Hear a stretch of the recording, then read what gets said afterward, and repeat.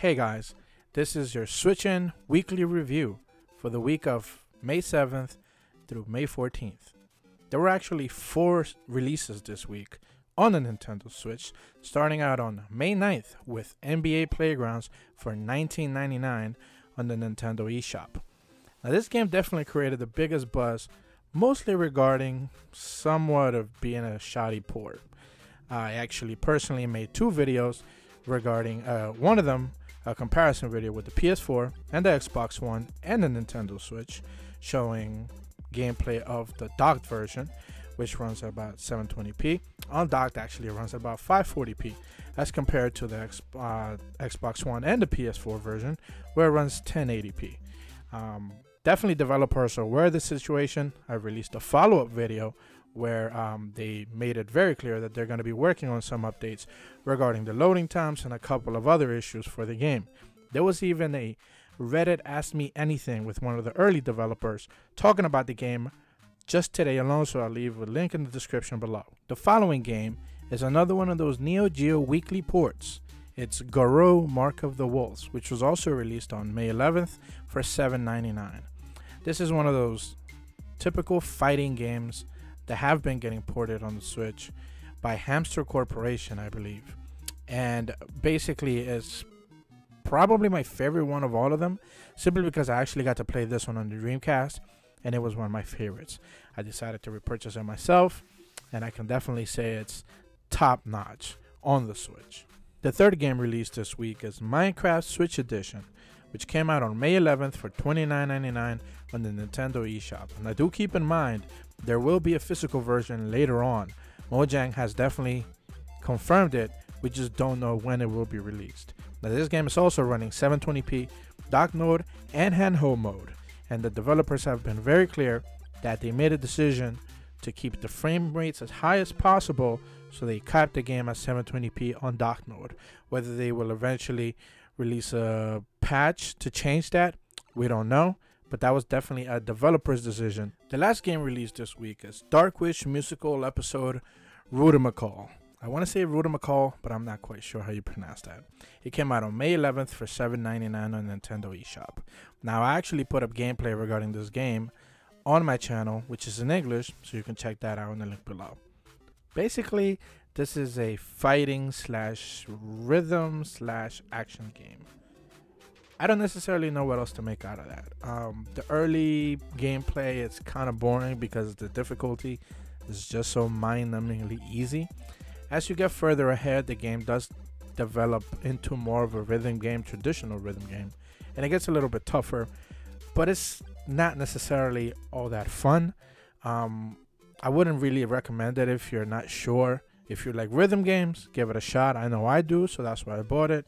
But other than that, I most likely wouldn't recommend it for first-time comers to a rhythm game. Now I want to transition to announcements of games that we actually saw this week, starting out with Sons of the Void, which is a Kickstarter game that has currently at $80,000 stretch goal, and they're promising a Switch version if they're able to get there. Their basic description of the game is, Sons of the Void is a roguelite where you control 3 members in a squad in order to fight and save the universe from near destruction. We don't really know much about this game other than what they're promising. If you know anything about Kickstarter, you can usually expect a lot of overpromise and underdeliver. The following announcement we received was Hyper Sentinel from Huey Games, another indie studio, which is basically making this a retro-inspired shooter. We actually got a quote from Rob Hewson, a developer from Huey Games, which says, "We're thrilled to be bringing Hyper Sentinel to the Nintendo's newest platform.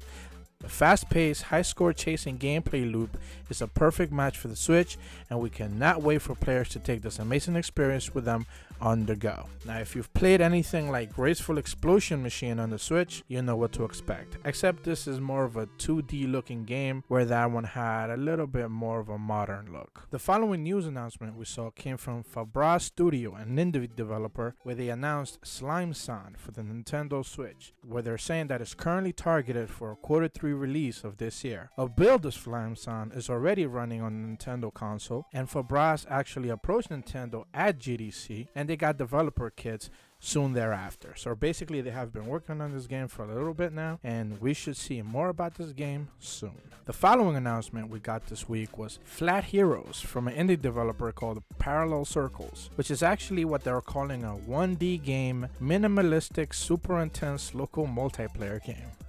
That's quite a description. We actually have a quote from a developer, Roger Valdeperaz, co-founder for Parallel Circles, where it says, "It was a no-brainer for when we were asked to bring Flat Heroes to the Switch. Flat Heroes is a unique game, and now we can finally confirm that it is coming to a unique console." A lot of people have actually said that this looks a lot like N+, so if you've played that, you basically have seen what this looks like. The last two game announcements we saw this week were kind of big. One of them is One Piece Unlimited World Red Deluxe Edition from Bandai Namco. This is basically the upgraded version of One Piece Unlimited World Red, which was actually released for PlayStation 3, Wii U, PlayStation Vita, and Nintendo 3DS. Bandai Namco is confirming that it will include all the downloadable content from the previous release, and it will support two-player offline cooperative multiplayer. Basically, as a not big fan of One Piece, I am definitely looking forward to this game. Now, I did ask around if this was pretty much a summation of the One Piece anime / manga, but I was actually told that this is a standalone version of a story, so it doesn't really have to do with the anime, but I'm still looking forward to it nonetheless. And the last announcement we got this week came to us from WayForward, which surprised us with the news that Shantae Half Genie Hero is coming to the Switch. Now, they let us know that it will support HD Rumble, there will be a digital version of the game, as well as a physical version. So for those of you who are looking forward to physical only games on the Switch, they got you covered. Some people have complained that of course they're not going to release Pirate's Curse instead of Half Genie Hero, but it doesn't really matter. Both of those games are excellent. They came out on the Wii U. They sold well on the Wii U, I believe. So it shouldn't be a problem here. The last bit of news that we received this week was directly from Nintendo regarding their E3 plans. And basically what we heard was what we expected. They will have a Nintendo Direct, which is actually called a Spotlight. It will be followed by a Treehouse event, and then an ARMS tournament, and then a Splatoon tournament. Personally, I'm okay with all of these things. I'm not big on the tournaments. I'll still watch, but it doesn't really matter as long as the game announcements during the Spotlight are good. People will be happy. I do feel like a lot has been made over a specific sentence in their announcement regarding the focus on 2017 games. Personally, I don't mind that because they need to convince people throughout the holiday season that they need to buy a Switch. It helps Nintendo not one bit if people are considering to buy one in 2018 or 2019 if there's ever a revision, but they're not selling consoles this year. They need to convince people to buy consoles this year and basically push. Mario Odyssey, Zelda, and Kart are nice, but they need more, and I think they're very well aware of that. With all that said, if you stuck around this whole video, thank you guys for sticking around. Please like, please subscribe. Stay tuned for more Nintendo news. See ya.